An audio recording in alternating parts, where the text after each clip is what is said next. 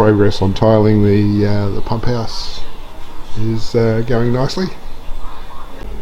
Thought I'd wander over to the shed. Won't be here long.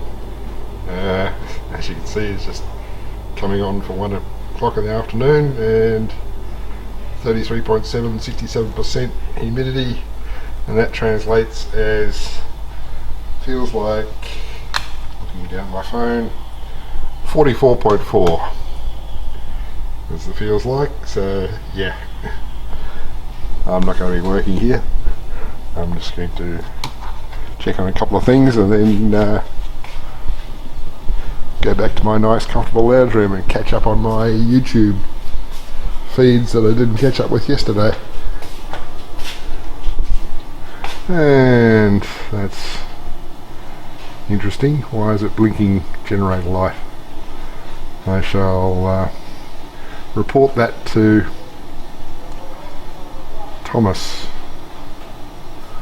because I think if I hold that down, that goes away. Now it's blinking green. Okay.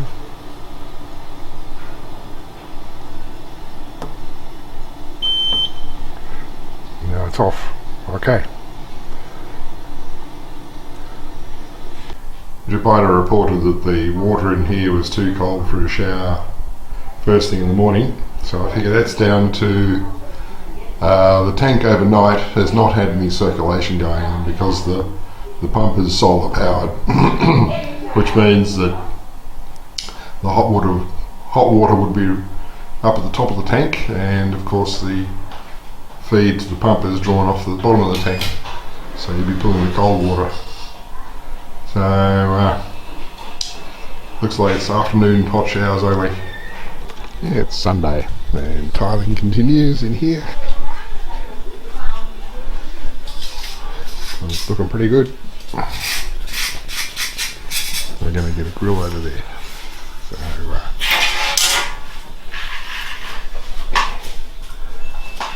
oh well, I got to go and run the gen set. I was wrong about this plastic up the west end. It has broken, so we'll get that replaced. And the new way to run the gen set is to put it on auto there and start it from here.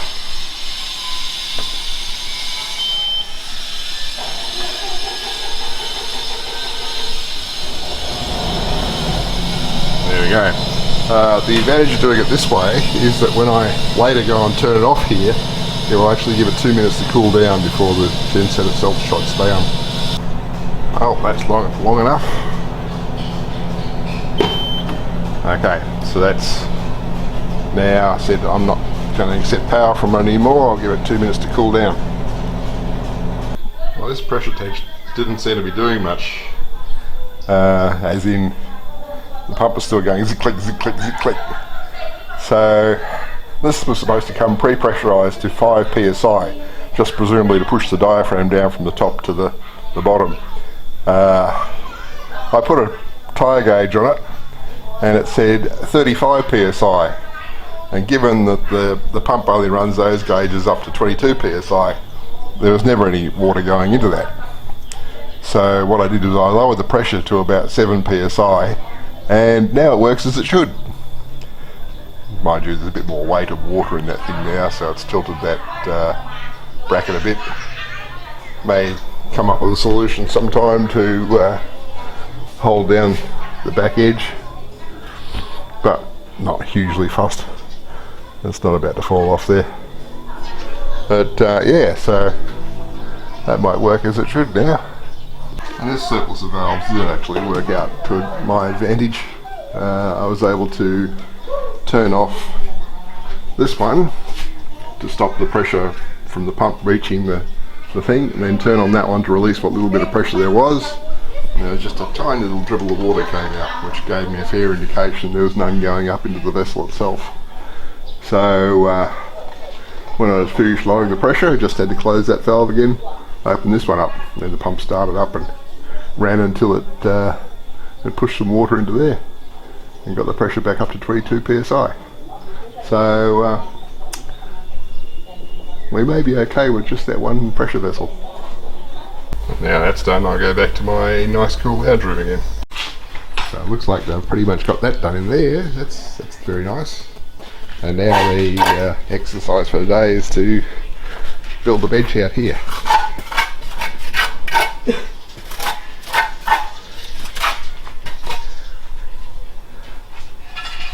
And I'd wondered what the piece of ply had come down from the rice factory for. Thought perhaps they're going to use that as a painting background or something, but maybe it's going to be for formwork underneath the bench when they make the concrete for that. I'm sure I'll see later. But yeah, these two over here yet to be disassembled and used. I tend to try and keep those things nice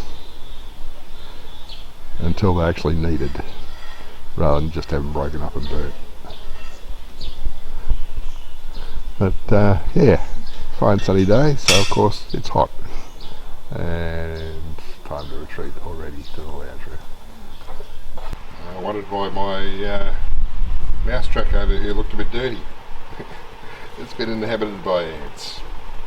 Little bastards. It's actually not the first electronics I've had infested by those tiny little ants. I had a router which also got filled up. Tiny little ants, much smaller than what we got in Australia. Little grinders for a wondrous thing. They stand in for circular saws, tile cutters, all sorts. Morning. It's spring day and the bench outside the boar house is coming along nicely. Well, this morning I thought I'd test what the temperature of the water was coming out of that tap, and after they run for a while, I put some in the container, the big tub there, put some in a dipper and put the digital thermometer in it, and it said it was 41.6 degrees. So that's retained its temperature fairly well overnight. It's a 1,000 litre tank, so there's 1,000 litres of water at 41.6 degrees after sitting there overnight. So I think we've sorted out the hot water situation. It's actually a bit warm for a shower, so rather than use the shower head, just do what we used to do, where you put the water in the tub there and use a dipper to wash with. Previously Jabida would heat up water on the gas and tip it in here. Well, now we can just tip it straight from the tap, so that'll save a bit of gas. That's good.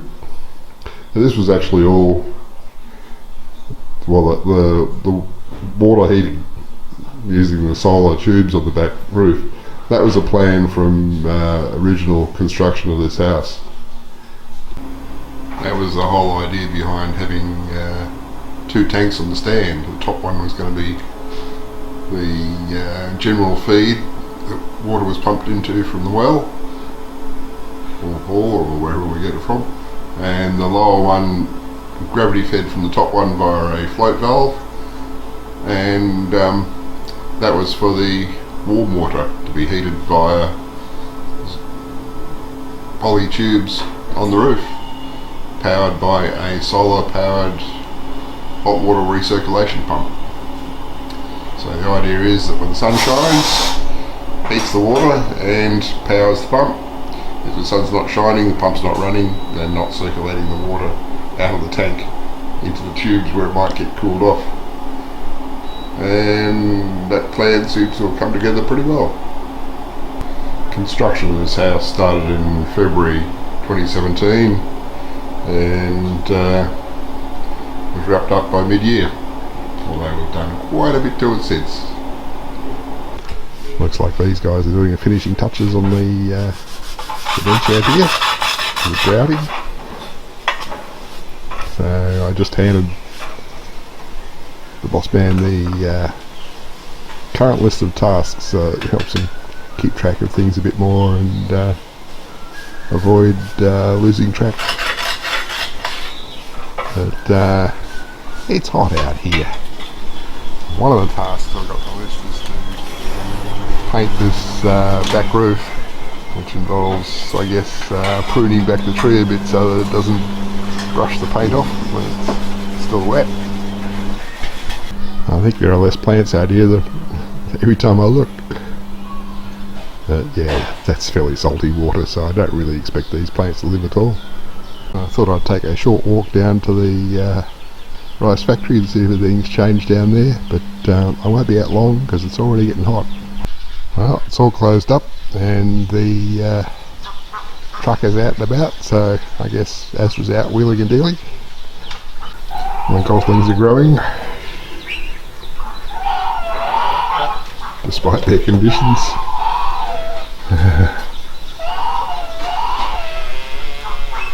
Hello. Hello. Protective mums leading them away. I always thought the passion fruit vine on Santa's house was going to be problematic because with a solid roof under it, it was going to be hard to harvest any passion fruit that fell on the roof. But it's died, so I guess that saves that problem. I see kids out here with long stick occasionally knocking things off this tree. I think there might be star fruit. I've come down to the rice factory again. We're in operation now, but what I came down for was we've had a delivery of materials to build a sliding gate for across the front of the shed. Because the plastic mesh for keeping the chickens out of that tiled area is less than optimal. So I'm thinking a sliding gate might be the way to go. More money. Fortunately the labour is cheap. It's Friday morning. I've just been asked whether I want to check this stuff and I'm happy with that. That's good. So I just have to go out the other end. And I've replaced the cracked plastic up this end, which is good, and they've gone right up to the top, sort of covering what would have been the mesh vent previously, but because we've got that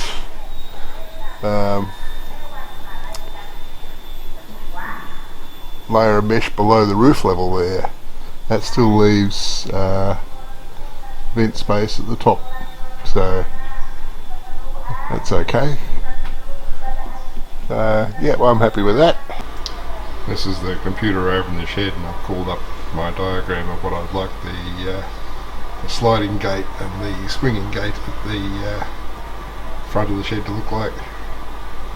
But the guys are still busily working over at the bore pump room with their tiling. Don't know if I want to leave this up and running here or not, because this computer does shut down when it gets too warm, and given that it's currently 32.6 degrees in here, it may get a bit warm. This used to run under my desk in the lounge room in Tullamarine, and it used to get warm enough under there to shut this down. So I think it's not got far to go. But anyway, it's Friday, so I'd better put together what I've got here and do an upload, I guess. And there's ongoing tiling, so I'm sure that I'll be finished that soon and be moving on to the next task.